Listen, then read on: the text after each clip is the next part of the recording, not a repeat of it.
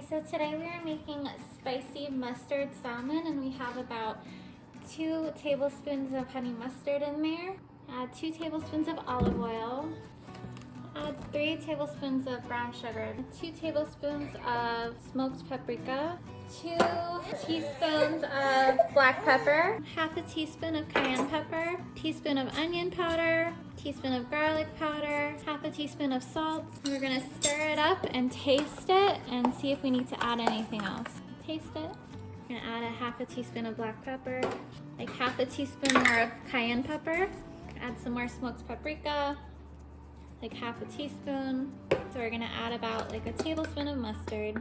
I'm going to add half a tablespoon more brown sugar. This is good.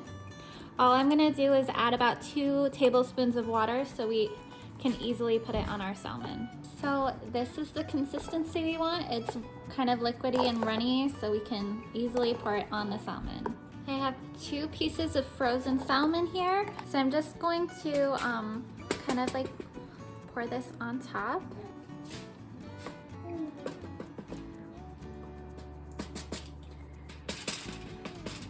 So I'm just going to cover the top with aluminum foil.